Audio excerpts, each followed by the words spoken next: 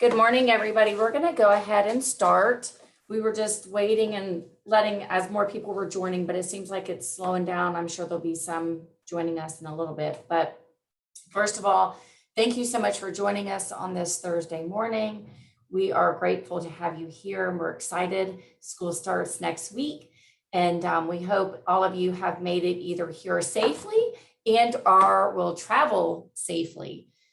With that being said, we're going to start the orientation with Dr. Joe Wilson. He has a wonderful presentation for you all. So Dr. Wilson, you're up. Well, I don't know if I'll be able to live up to that introduction there. A wonderful presentation. I have a presentation, that's for sure. And here it is. So this is the master's program orientation. I believe you can see my slideshow. If you can't, then say something quickly. You can see it. Excellent. So just as a self-aggrandizement here, we are ranked number 12 by U.S. News and World Report in public universities, our computer engineering graduate program, at least. And you already knew we're a pretty good place. That's why you're here. And we think you're pretty good students. So that's why you're here. The master's program overview is I'm going to talk very briefly, and then the people who actually know what's going on will talk. But we are the Computer and Information Science and Engineering department. Right now, we are in that building next to the French fries. And I am, I'm Joe Wilson.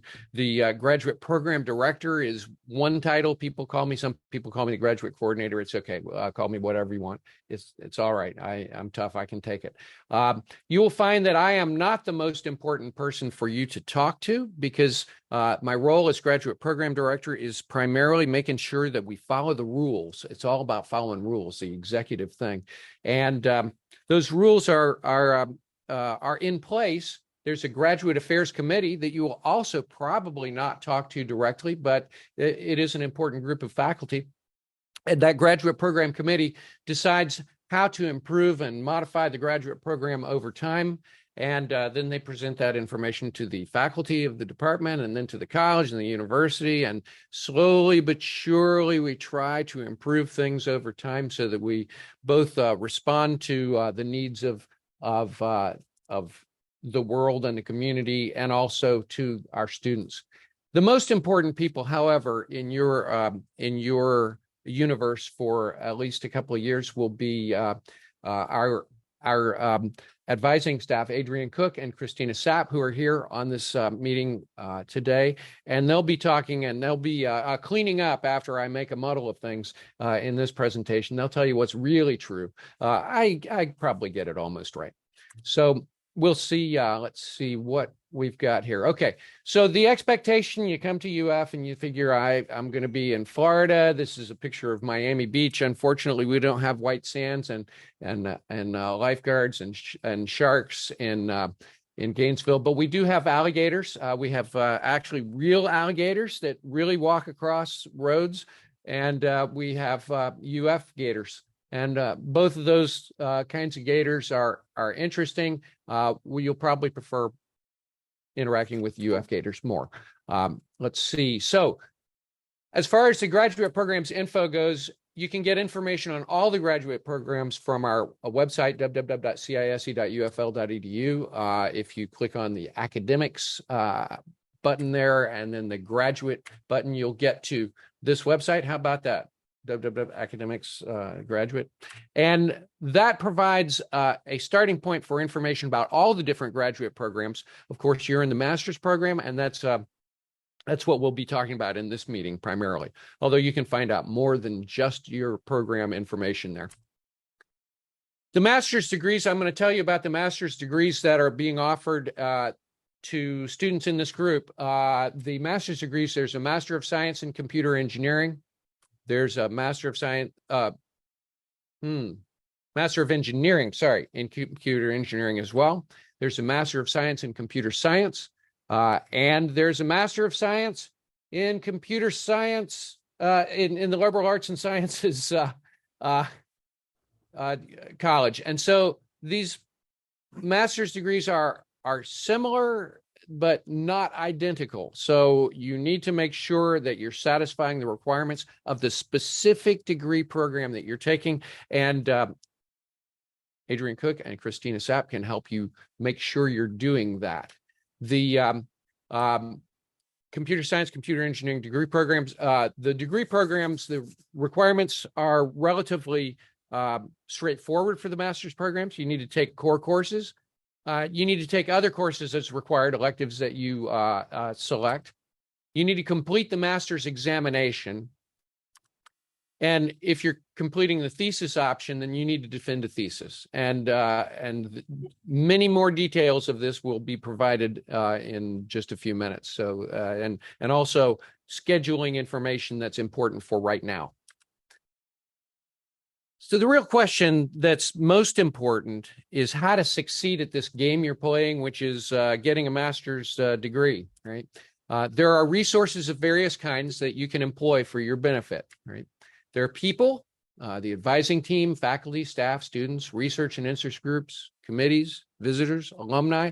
The people are the most important thing that you can employ to help you. How do you employ those people? You're not going to pay them as employees. No, you're going to interact with them in all of these different capacities. And if you don't interact with people, you will not learn as much. It is certainly the case. I know that there are people who like to learn in a vacuum on their own, reading things and so forth.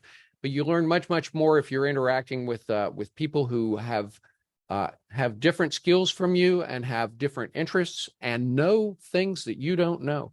It can be very helpful. It is very helpful. The second kind of thing you can employ as a resource are things, infrastructure. We have classes, we have labs of various kinds. Some of the labs are just people sitting around talking to each other and studying things. Some of the labs have special equipment that allows you to do things that you otherwise would not be able to do. Computing facilities like generic computing, Hypergator with numerous GPUs. We have organizations, different clubs and interest groups, libraries, conferences, meeting rooms. There are events that will occur over the time period that you are here. Seminars, distinguished talks, demonstrations and showcases, competitions like hackathons and capture the flag competitions, conferences that you'll be able to attend. You should employ all of these resources as much as you can, but not too much. Don't burn yourself out. These resources can provide you with opportunities to potentially do research, potentially do teaching, internships with companies. There's a CISE career fair. There are extracurricular activities you can engage in and many opportunities for leadership in UF organizations and elsewhere. So use those opportunities to grow. This is your chance to take time out to become a real expert in what you want to do. So there are some things you need to watch out for. You need to keep track of the timelines and requirements. Make sure that it only takes a little bit of time out of all of the work that you're doing to pay attention to what you need to do and when. But if you don't keep track of that, you're not going to do it. It's easy to let deadlines pass by if you're not paying attention to them. So it's a good idea every month or so to keep track of what you're going to need to do and when you'll need to do it. Be informed, make sure you know what you need to do and do it on time. And ask questions if you're not sure about what you need to do. Seek help whenever you need it. It's important. There are going to be details that are provided about immediate deadlines and so forth, and some long-term ones by the advising team. They're also found on our website. So you can use those, but trust but verify. Make sure you know what's really going on. You may think you know, and you may not quite have it right. So if you're not sure, ask. Even if you are sure, it doesn't hurt to ask.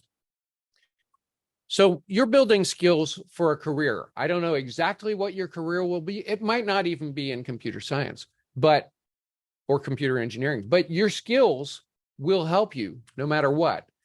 You're learning computer science and engineering technical skills. You're learning about software, hardware, protocols, programming in a variety of areas. There are numerous different specialties that our faculty and our grad students have. And You're also learning about analysis of processes and data. You learn about algorithms and machine learning, data mining, all kinds of things. Not necessarily, you won't necessarily learn everything there is that we have. Very few people do that, but actually none. But you will be able to learn lots of various things here. And you're learning about ways to do things, methodology. You're learning about how to design systems and software, how you can simulate systems, how you can evaluate and validate the behavior of systems, experimentation to determine what you need to do. You're also learning about communication skills. The more you communicate, the better off you will be. You need to be able to write. You need to be able to talk. You need to be able to present things to people who know about what you're talking about and present them to people who don't know about what you're talking about.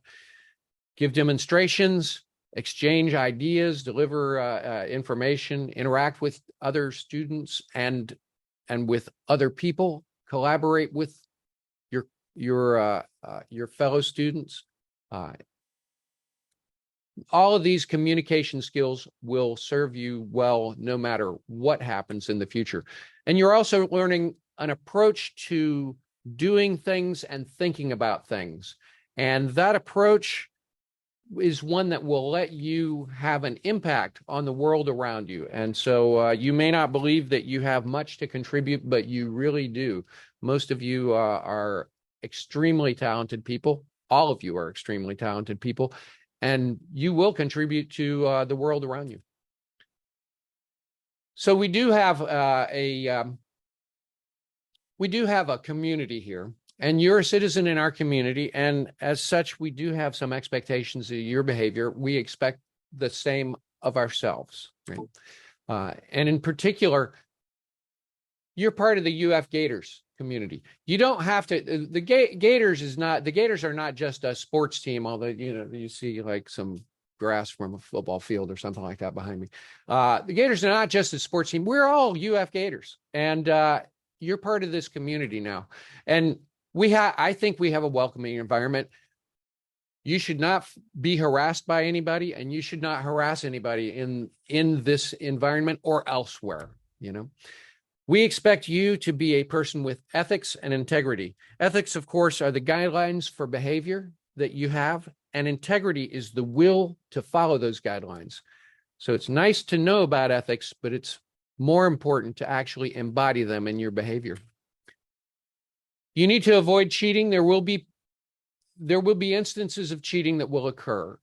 I am certain none of them will occur as a result of any of the actions of anyone who's here, because I'm sure you're ethical people. So don't cheat. Following the path of least resistance, it doesn't mean misrepresenting what has happened. It's great to do things in the easiest way you can, as long as you are doing those things. Don't try to make it easier than it is. It never really helps, and you never get the benefit of doing the work. You're all capable of succeeding fantastically in this program. That's why you're here. So go ahead and do it. Succeed. You can do it. You need to be respectful. My expectation is that you're respectful to people, and they're respectful to people, and they're respectful to you. This includes faculty, staff, fellow students, anybody else you might meet, and also processes, the way we do things. You'll be asked to evaluate people and processes. There are people who will be asked to evaluate you. The expectation is that you'll be forthright and honest in your evaluations so that we can actually know what's happening and how to do a better job of everything we do. If you're in an internship or you're employed, you're not only representing yourself, you're representing the University of Florida, and we expect you to be respectful to your employers and coworkers. You're going to become a leader. I hope you're going to become a leader for a better future. And you should help others as much as you can. And you should seek help when and if you need it. I should say as you need it, because everybody needs help. Nobody gets by alone. And we can all succeed if we work together. So I hope we will do it well. And for my part, that's it. Thank you for listening to me. Good luck. Go Gators, all of the kind of stuff. And Christina, I think you have more than just me here. I know that. I do. Thank you, Dr. Wilson, for that wonderful presentation. You're welcome. So before we get started, we're going to be going over a lot of information with you guys, and you're going to think to yourself, how in the world am I going to remember all of the dates, all of the information that I'm given? Well, guess what? You don't have to remember it because we've put it on our welcome website for you. So if you go to our website, I'm going to put it in, most of you should have the website because I probably have sent most of you information. That's the link to our website. Go to our welcome page. You'll have the presentations from today on there. I'm going to let Miss Adrienne Cook go ahead and start the presentation, and then I'll be joining you towards the end.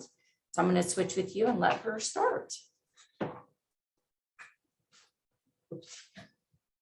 Thank you, Christina, and thank you, Dr. Wilson. We appreciate it, and we appreciate all the students that have shown up for our Zoom meeting. Where are we? Oh, I gotta share it. Yeah, I'm gonna share this screen. I apologize, guys. we're working on it. Okay. I did.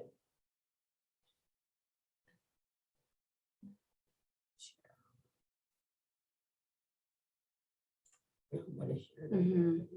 I gotta share here and this. Can you see that?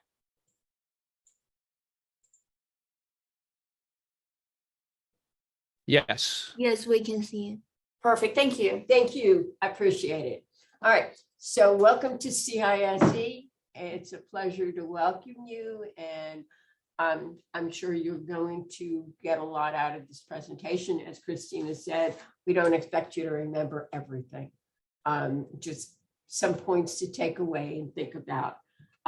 First off, I'm going to start with a couple of really important dates. Classes begin August 24th. Add drop begins August 24th. It ends on August 30th. The information states that it goes on until 11:59 p.m. on August 30th. But my office will close around 5 o'clock, not later than. So if you have a problem and it's 11 o'clock at night, you're not going to be able to get any help. So my best advice to you is don't wait for the last minute. Try to take care of your schedule as soon as possible. And, you can try emailing me, but truthfully, I'm not available after 5 o'clock. If I happen to look at my computer and it's later, well, then you're in luck, but don't count on it. I will open all classes for registration during add drop. So while we departmentally control all our classes, when you have to go to me during add drop, you can go and change your schedule, swap classes, and do that type of thing, as long as there's CISE classes on your own. If you have a problem and it's before 5 o'clock on the 30th, you're welcome to email me. The only thing I can tell you is that keep in mind, probably there'll be 100 people in front of you. So keep that in mind. The next important date is September 2nd, and that's a date that all fees and tuition must be paid by. Otherwise, they'll charge you a $100 late payment fee, and you don't want to have to do that. If for some reason you find that you need to withdraw from the university and drop all of your classes, if you do that by September 16th, you can get up to a 25% refund. After that, no refund. You still can withdraw from classes. Classes end December 7th.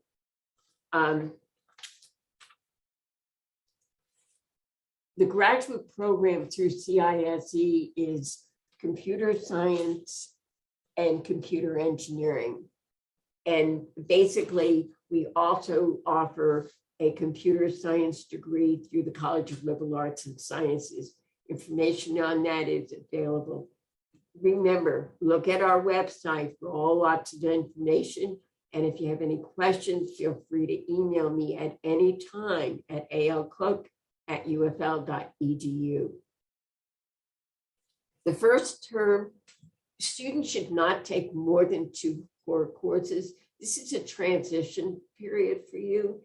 So while you might have been really a strong student at your previous institution, this is a different situation, a new school, new environment. Some of you are thousands upon thousands of miles away from home. So this is a bit harder. Consider only taking 1 or 2 core courses and the rest in electives. If you're interested in taking an elective outside of the department, email me and I can email you a list of acceptable electives. Or if you know the elective you want to take, email me and I'll be glad to tell you whether or not it's acceptable or not. Keep in mind, I cannot register you for classes outside of this department. Transfer credit. So if you have a previous master's degree from another institution, I can transfer, possibly, there's no guarantee, up to 9 credits. Not all courses will be transferred if you have a master's degree from another institution, but 9 credits may be. All credits that are transferred must have a grade of B or better. And they must be graded classes. They cannot be an SU or a pass-fail. They must be a letter graded class. If you believe you took a course, let's say algorithms, at a previous institution, you can do a request to have a course equivalency for that. That does not mean that you get actual credit and it applies towards your degree, but content credit only. If you think that you may have taken a class that's a core course, must be a core course at another institution, email me and I'll be glad to discuss this with you further. Transfer credit, as I said, we can transfer classes to your master's degree, depending on what class it was and where you took the class. Christina will cover a little bit more on the CPT, but I'm going to skip a bit. You don't mind, do you? No, not at all. And she's going to cover that. Yeah. If you decide to do a thesis, now, first off, most students, 90%, maybe a little higher, do not choose to do a thesis for their master's. Many times, or most times, if students choose a thesis option, they end up having to spend more time at their master's degree by 1 or 2 semesters, which can be very costly for you. If you're interested in a thesis option, please email me and I'll be glad to discuss it with you further. For the non-thesis option, that's the normal thing that everybody does. And you take only coursework, you don't have to do a thesis. It's the normal default status. So most students just do a non-thesis and you take 30 credits of coursework, of approved coursework.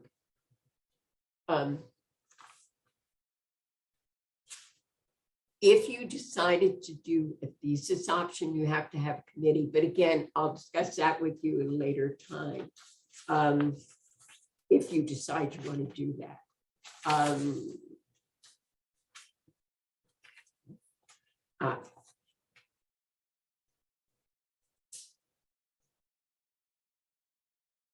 Okay, grade issues. So every student in the master's program must have a GPA of 3.00. That's required to be a student in good standing. If you're expecting some type of scholarship, you are not eligible for it unless you maintain a 3.0 GPA. If you, let's say for your first semester of fall 2022, you have a really hard time and you don't have the 3.0, you will be placed on probation. I'll send you an email about it. And, you know, most students are able to make up that grade deficit for their second semester. If you were expecting to receive a scholarship that second semester, you will not be eligible until that grade point average is higher. Grades must be a C or better in order for them to count towards your degree. So if you made a C- or a D+, they don't count towards your degree. Also, repeating a class does nothing to help your GPA. All grades count. All grade courses count towards your GPA. So there's no real benefit in doing it. Undergraduate coursework does not count towards your graduation, and we strongly discourage anybody from doing that. An I grade is an incomplete grade where, let's say for some reason, you have some type of problem and you discuss it with the professor that is teaching the class, and you and the professor come to a meeting of the minds and determine that you will make up that grade in the following semester. You must make up the grade in the following semester. You cannot carry an incomplete grade on your record. You will not graduate. And it doesn't count punitively in your first semester that you're made the incomplete grade, but the second semester, it'll count as if you made an E grade. So you need to make it up, but you do not retake the class. You do whatever work the professor has assigned to you to make up that grade. Again, this is a lot to know, and don't worry about it at this point. Just if you find yourself in any position and you want to find out more about it, just send me an email and I'll be glad to go over it with you. Dropping a class. First off, you can only drop 2 courses during your entire enrollment year. If you have some type of scholarship or an assistantship or something like that, you must be registered for 9 hours. That means dropping class is not an option. There are lots of campus resources for you, and that'll be posted also as well. And Christina will now go over CPT. Yep. I'm gonna go back. Okay, here we go. All right, so for those of you that are international, no, okay, I'm not muted. I thought I was muted. For those of you that are international, you must wait 2 semesters in order to apply for an internship, and you must register for internship credits. I get a lot of questions. My internship isn't paying me. Do I still have to register for the credits? Yes, you do. Do I have to take internship credits? Yes, you do. If you're doing an internship of any kind, you must take credits for it. If you do not, you will not be in compliance with your I-20 or UFIC, and bad things can happen, and we don't want anything to happen. So you'll reach out to me. You have to maintain at least a 3.0 GPA in order to be eligible for an internship. And you also are only allowed to take 2 outside the department courses. An internship does count towards outside the department. So I'm going to go over a little bit about that with you in just a second. So my suggestion to you is, if you have a company that is reaching out to you about doing an internship with them, contact me, email me, include your UFID. Am I eligible to do this? And then I can tell you yes or no. There have been occasions where somebody tells the company that they can do an internship and it turns out that they cannot for various reasons. Not too often, but it does happen. So just reach out to me. I'll be more than happy to help you. Now, a CPT internship is only 3 credits count towards your graduation. So this is how I recommend students to do it. Summertime. Summertime is the only time that you can choose whether you want to do 2 or 3 credits. I do not advocate doing 3 credits because you will not be eligible to do another internship. I cannot tell you how many emails of students, thank goodness they've done 2 credits for summer. Now their company says, we really like your work. We want to continue into the fall. Well, guess what? Now you're able to do that. Or you want to do an internship for spring. However it works for you, now you're able to do that. If you take 3 credits, you will not be eligible.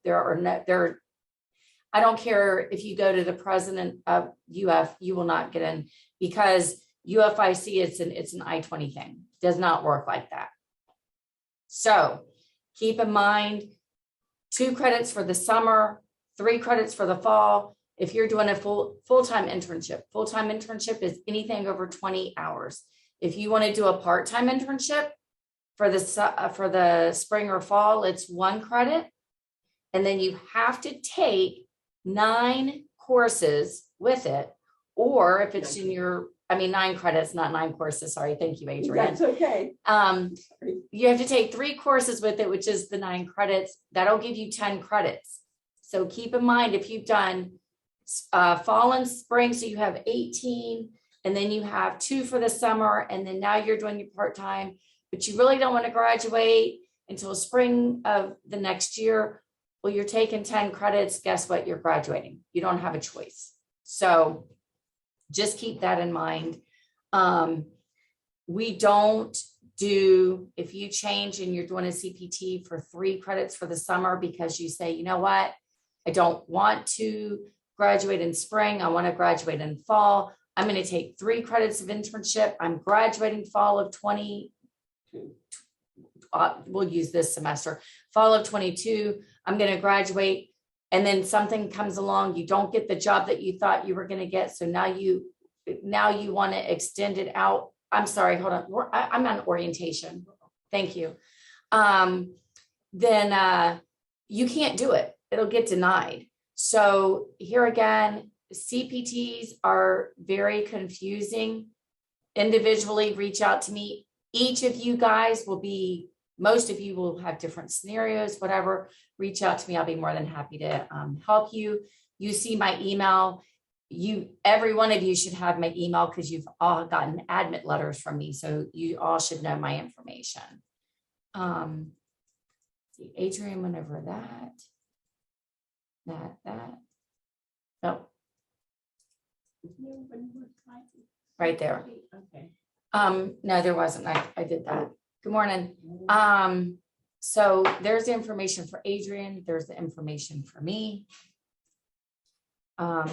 SSC, this is what they provide.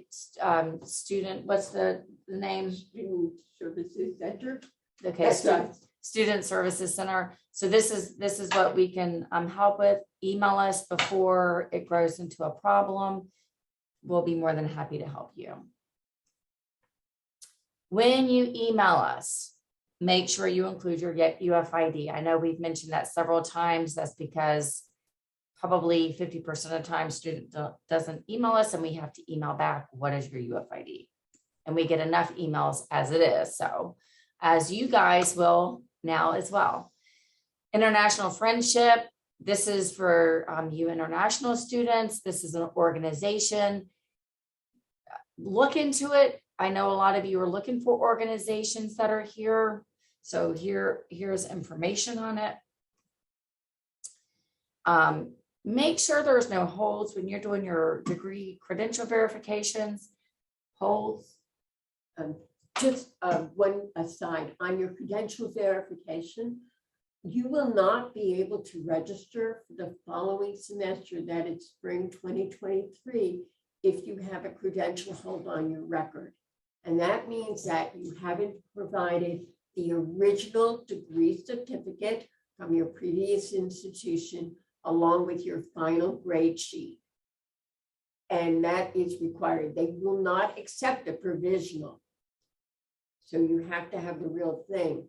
Generally speaking, I try to write petitions for all the students that have not gotten their documentation in by the time pre-registration occurs for the next semester. There are no guarantees that the petitions will be approved. Generally, they are. But you won't be able to register beyond that point without providing all that information. No, you're fine. Thank you so much for that. No, that's very good information. I've had several of you guys email me about that. And so that was great information. Thank you. Make sure some of the holds you can see, I don't have to go over all of them. There's two that I'm going to point out. That's your emergency contact. It's every semester. I know it's a hassle, but we need it. So make sure you update that registration prep. That's every semester as well. And the last one I'm going to talk on is your local address. Please make sure that's up-to-date information. We do have situations where we have to go in and look at the information. So we'd like to have it updated and accurate. And that's the end of my slideshow, but I do want to go back. I don't know if there's any domestic students on here, but as far as our internship for domestic students, you are not required to take internship credits. However, everything else is the same stipulation for you as far as you can only take 3 internship credits. That's all going to be the same. The only difference is that you don't have to go through the international process and some of the other stuff that they have to go through. But once your internship is approved and it gets done, and I register you, because I'm the only one that can register for you for this, you can't do it yourself. Once I do my part, then you go to the UFIC website, request your CPT, and add me as a recommender. I get the form, I complete my form and send it back. It does take a couple weeks for them to process it. I'm processing it for maybe the summer we had over 200 of them. So I'm doing maybe 200 a semester. They're doing thousands. So for me, I can get them done within a week or so, or a couple of days. Sometimes, depending, it could be within 5 minutes of you sending it to me. Then they have many more things that they're doing. So just be patient with them. Don't send a form. This has happened. Send me a form today. I'm starting my internship Monday. No, you're not. You're not starting your internship Monday. That was nice of you to think that you are. You have to give us appropriate notice. So that's all I have for me. And I'm going to open it up to you guys. If you have any questions, please ask while Dr. Wilson and I are on. We'd love to answer any questions that you have. Yeah, thank you for attending, everybody. And I will ask about questions in just a second. And I want to emphasize that issue about using your UFID and correspondence. You may think, hey, it's me. This is my name. But there are students with the same name in our program. And if you try to look students up who have registered over all time and in all, there are a lot of people with the same name. Strangely enough, your name is special and you are only a single person, but your UFID is also a single thing. There's a question from Cole. For those of us who were in the 4-1 program, what process should we go through to transfer the graduate credits that we have already taken? You'll email Adrienne Cook for that. She'll make sure she'll look at your grade and check that. And you'll include your UFID. And you're going to include their UFID. Somebody talked about the original degree certificate, not provisional. Correct. You're going to take that to the Office of Admissions, 201 Chrysler Hall. That's an important number to remember. I'm actually going to put that in the chat because it is that important. you're going to take your transcripts, your sealed transcripts, and your original documents to 201 Chrysler Hall. They have to take it. They'll make a copy of your degree certificate and give that back. They keep your transcripts. Right, but you have to ask them to return the original to you. Yes. Somebody asked if you're on an F1, do we need to always register for 9 to maintain an Yes. F1 status? Yes, you do. These are great questions. So what is the recommended course structure to complete the program? It depends on the program, so you have to be very careful. And I would recommend that you look at the website to look at the specific degree program you're in. And then when you have questions, contact Adrian probably, I think, to Yep. resolve the issues you might have. And what's the yes, right. Okay. My university didn't give my original degree certificate. What should we do? You're gonna have to contact your university to try to get it, or contact the Office of Admissions and see, but you would need this by spring of 2023, not necessarily for fall. But if you're trying to transfer credits, you need that before I can transfer credits. Can we take more than 9 credits in the semester? No, not in your first semester. In your second semester, she does allow that.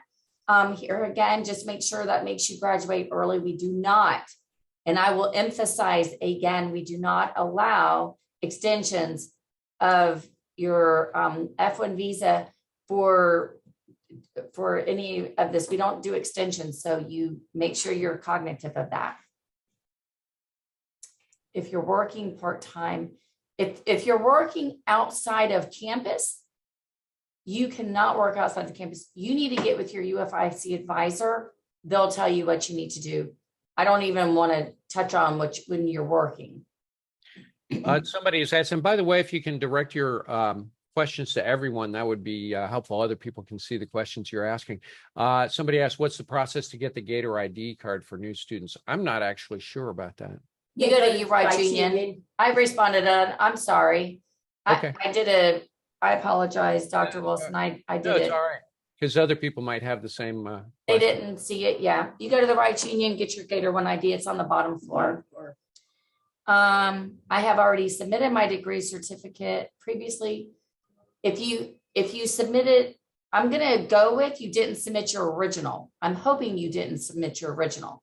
So yes, you have to take your original to Chrysler Hall, your degree certificate to Chrysler Hall. Somebody asked about where should I go for class registration? I haven't registered for anything yet. Email Adrian at alcook@ufl.edu. Make sure you include your UFID number, and make sure that you put down what classes you want to take. If you don't know how to find those classes in your email, ask me about that and I'll give you instructions.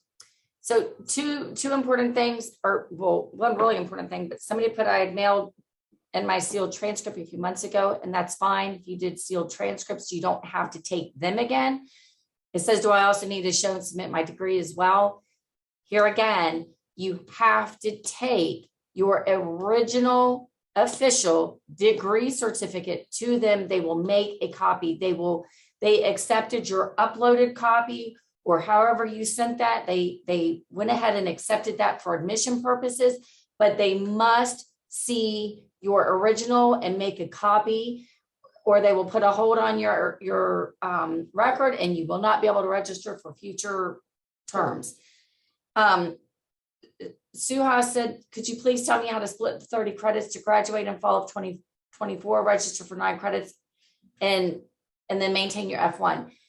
If you're doing 9 and 9, and let's hypothetically say you do an internship.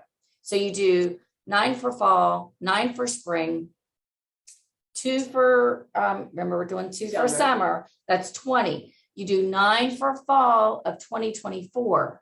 And then spring of 2025, you would just register for a 3 credit course and graduate. If you want to graduate in fall of 2024, then you could do a graduate seminar. You could do a part-time internship. Both of those are 1 credit. For the part-time internship, you email me. For the graduate seminar, you email Miss Adrienne Cook. She'll register you for that. You take the original degree certificate to 201 CISE. You have to do it your first semester. Immediately. You do not. If you've already shown that your official transcripts have been received because you've sent them, you don't have to take them again. That's correct.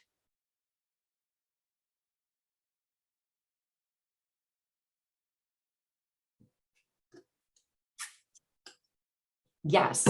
When you take them to CISE, you tell them that you want the originals back and they give them back to you. They just make a copy.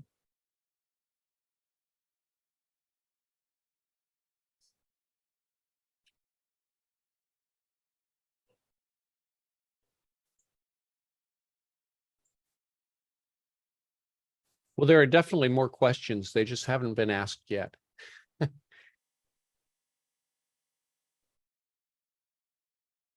The recording for this meeting, is that going to be on the welcome page as well, Christina?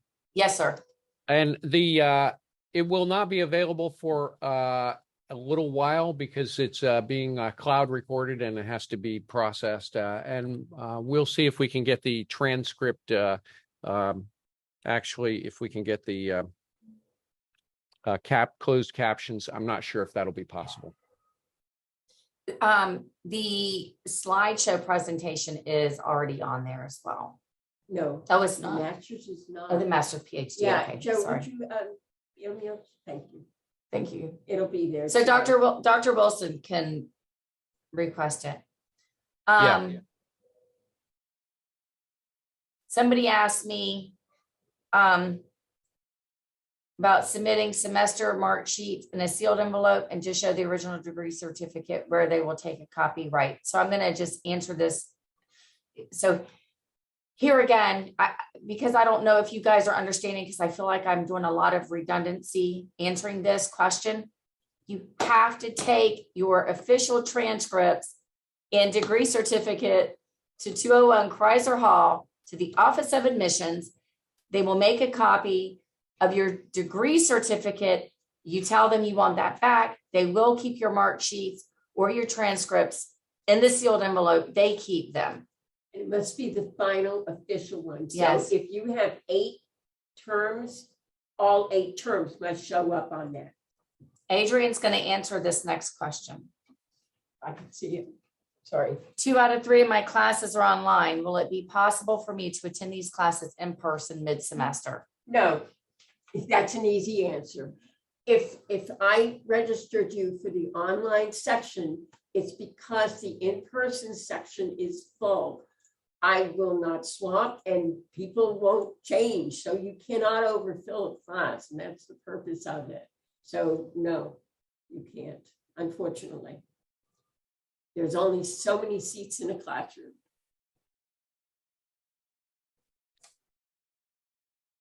How to get an update about the waitlist course status? Actually, I've been waitlisted in one of the courses. No, okay. If you think you're on a waiting list, it depends upon the class, but you can email me and ask me your status.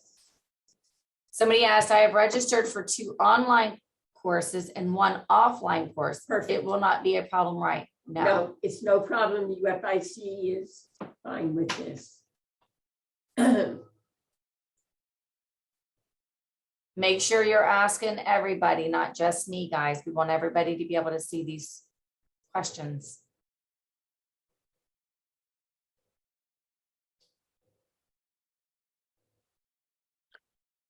Till when do we need to submit the original transcripts and degree As soon as certificate? possible. Yep, because you won't be able to register for spring. It goes by Right, quick. and advanced registration, I don't have the exact date, but it's in October. So you need to be working on it. Even though this is August, it sounds like you have tons of time. You don't. Divya, thank you so much for your response. On my UF portal, it shows me registered for elective course. I mail Christina. Does this mean I'm registered or do I have to take confirmation from that department? I'm sorry, I'm not following what you're saying. So message me personally. You can change it to just me. Email me your UFID. Do not send your UFID to everyone, just me personally. And I'll check this for you so I can know what you're talking about, because how do students who graduated from UF have to submit their transcript and degree certificate? Huh? Say that again. How So do if somebody students? graduated from UF and how do they submit their transcript and degree certificate? Are they already? If They're you're already here. you don't have to. Yeah, it's here. Will it be possible to get a list of all the classes that still have seats? No. No. Okay, I sent out, and on my return emails, it has all the classes that are full. To see all of our classes, you can go to One UFL and do a general search. Don't put in a specific course. Do a general search and it'll show you all the classes we offer. And then from that, you can determine what's available based on what I'm saying is full.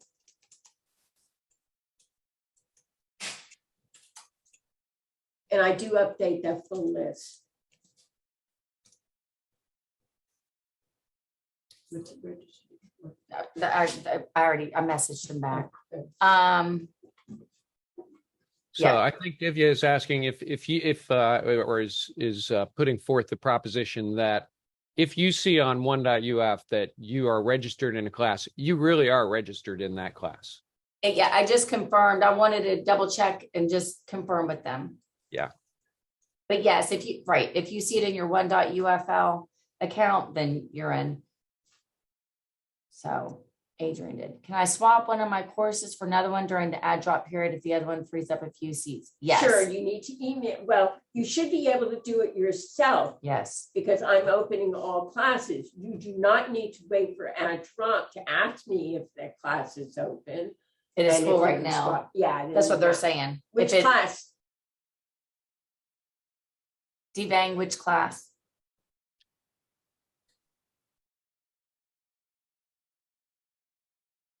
Information visualization. It's probably not going to open, but it's full right now. She said it's probably not going to open, but it is full. Where can I see the period schedule for online classes as it's not shown on 1.uf?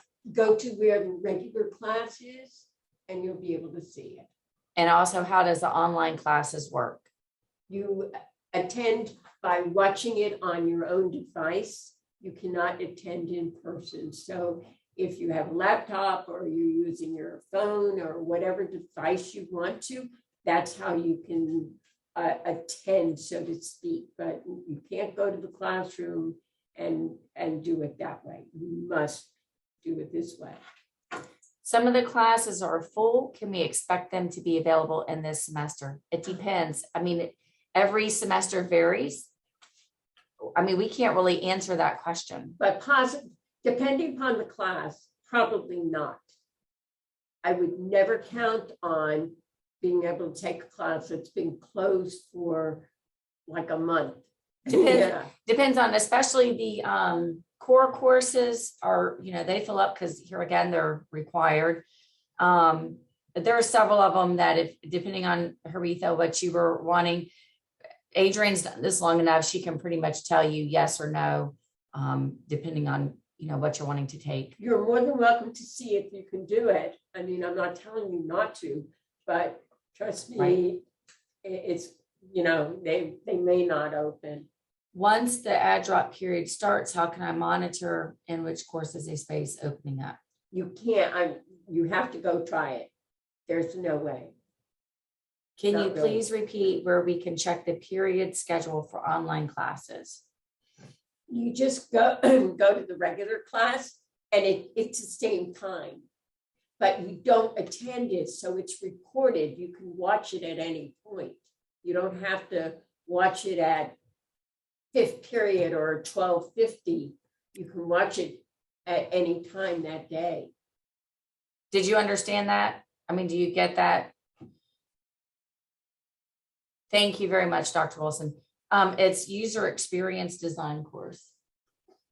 At this time, there's no space, but I will open it up, and I would think that there'll probably be a few spaces, but trust me on this. There are probably 300 other people that want to take it. What is that? And so hypothetically, you're one of 300, and I don't promise that you'll get those few spaces. It's tough.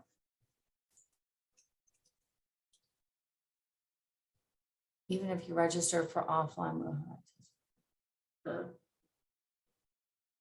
even if you're registered for offline, will we have access of recording of those Yes. classes? Yes. Yes. If yes, is there an attendance system for offline classes? No. Or can we choose if some days we want to just take the recording?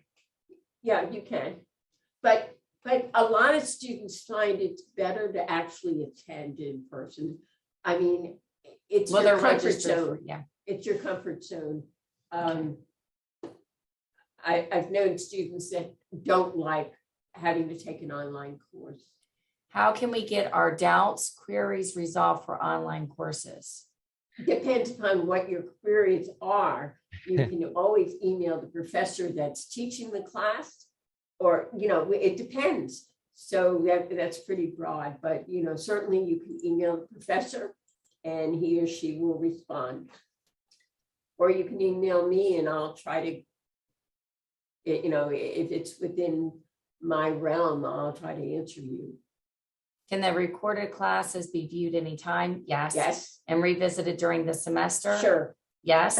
Also, are the online classes accessible through Grad Start? What is Grad Start? That's a graduate student orientation. Yeah, that's not ours. Yeah, that's not. No, it's not. It's available on Canvas. Dr. Wilson, didn't you send the link to that? Yes, if you look up, you'll find the 1.uf.edu/SOC link, which is the registrar's schedule of courses. Yeah, And then it says, where can we watch the online classes? on Canvas. Okay. And once you're registered for it, you'll have automatic access to it. Okay. So Yeah, the Canvas courses that are Zoom recorded have Zoom recordings linked to them, and they can be watched at a later date as long as they're still being preserved. There will be some time after which, of course, they're deleted, but it should be after the end of the semester. thank you very much. It should be there for a while. Okay. All right. Any other questions? Because we're going to wrap this up. And remember, you can email Christina or myself at any point. We'll try to help you. Keep in mind, we get hundreds of emails, and sometimes we might not respond really quickly. We do the best we can. And we certainly value that you want to find out more information.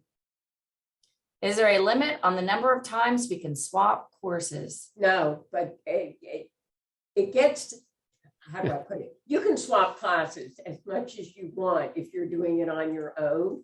But if you're emailing me every 15 minutes to swap classes, that's a bit much. But And if- on your own, sure, you can do it. You might get an error message. I know I have gotten error message saying this class has already been swapped. Are you sure? And I'll take it as, yeah, I know that, and I'm sure, so it's fine. And if you're doing that during ad drop, there's probably a practical limit on how many times you can do it, because it takes a certain amount of time to actually process that. But I'm unaware of any imposed limit. And you cannot swap between somebody. So let's say your best friend is sitting next to you and he or she has their laptop and you have yours, and you drop this class and your friend is going to add it. No, it's not going to happen. The registrar has some type of algorithm that they use to not allow a class to show up immediately. So you don't have that option. You're more than welcome to try it, but I won't swap classes between students at all, ever. So, you know, if you want to try it and see if you can maybe make it work, that's between you and your friend, but Knock generally yourself out. it doesn't. Huh? Knock yourself out. It's probably not going to work. Exactly. Unfortunately. I mean, maybe it would be good, maybe it not. I don't know. It just doesn't happen. Yeah. Can I take an offline course in the online mode? Yeah, you can, but you know, you need to consider there's a benefit of being in person. Think about it before you rush into it. But you can, you know, you can listen in. You should be fine with doing it. And if you have a specific question about a particular course, you probably should ask the instructor in that course. Thank you. Perfect. Yes.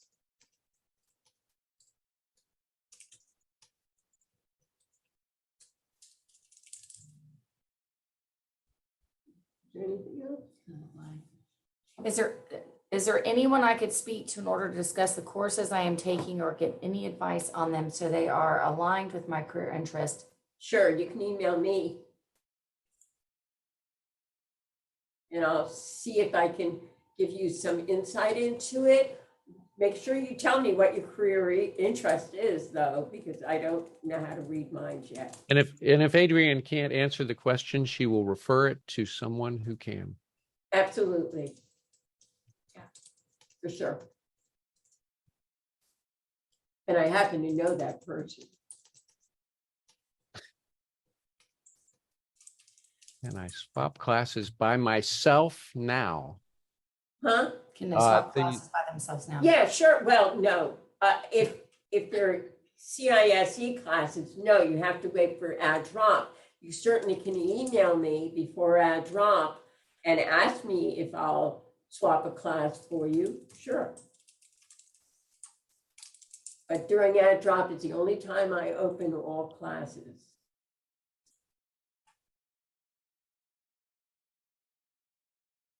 Yeah, the issue there, by the way, is the demand for the classes, and we want to make sure that before the semester begins, those students who need to get a class have the best chance of getting in it.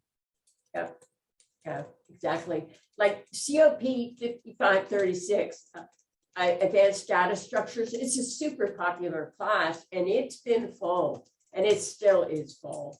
So I would seriously doubt that anybody will get to take that class. You know, but I could be wrong, but I don't think so. I can't imagine people dropping it. By the way, I'm unaware this is for CISE. I'm unaware, not CISE, it's for CREA. I'm unaware of a place where the CS specific clubs are listed all together. However, I've just posted a link to the UF student organization search, and there you can find out about all student organizations. But yeah, I'm unaware of a listing just for CIS related ones. Right. How many core courses is recommended for a semester? Between 1 and 2, and it depends. It depends upon the student, really. I mean, this is your first semester, so I don't have anything to base anything on. I don't know what your grades are at the University of Florida. I'm assuming your grades were great from where you came, otherwise you wouldn't be a student here.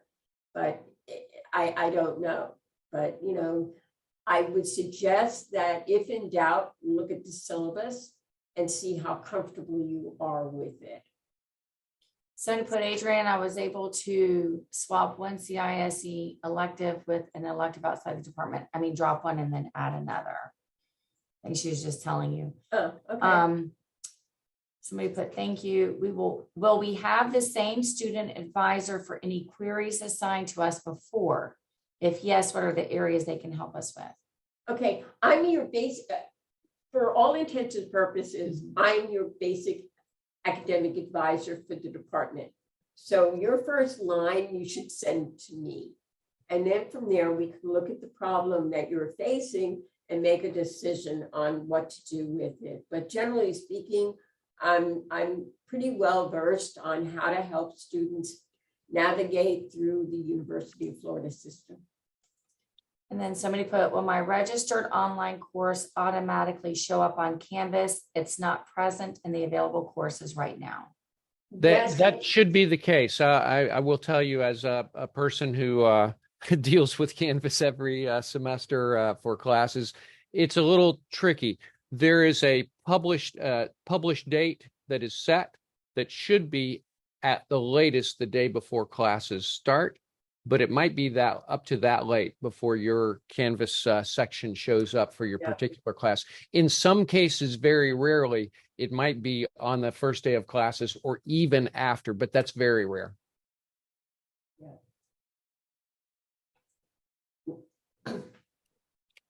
And if this is a non-online class, it might appear after the beginning of the semester, but every online course should appear the day before the semester at the latest. Thank you for that information.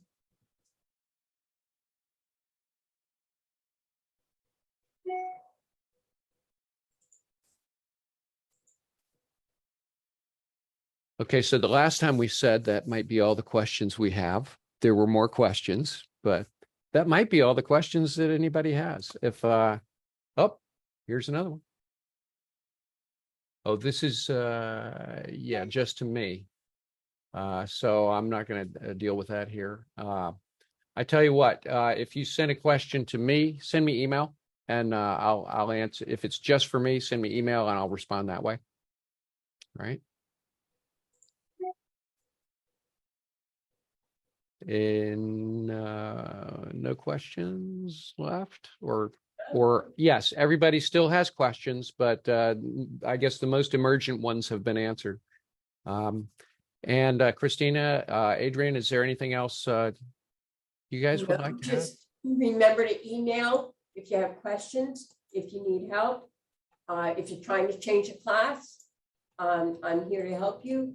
Remember, my office will close at 5 o'clock on August 30th. Do not wait for the last minute to try to contact me about add or drop. Okay, if you have problems, do it early. I've been known to work late, but don't count on it. Please. So, everyone, I would like to thank you all for attending. I know this is the beginning of what will probably turn out to be one of the most fruitful things you've ever done. I certainly hope it is. And good luck to everybody. If there are questions. Thank you all for coming. And thank you, Dr. Wilson, for participating and doing Yes, so much. you did wonderful. And guys, have a safe trip here. And we look forward to seeing you. And we hope that each of you guys have a great rest of your summer and a great fall. Yeah. Take care. Bye now. Go Gators. Go Gators. Go Gators.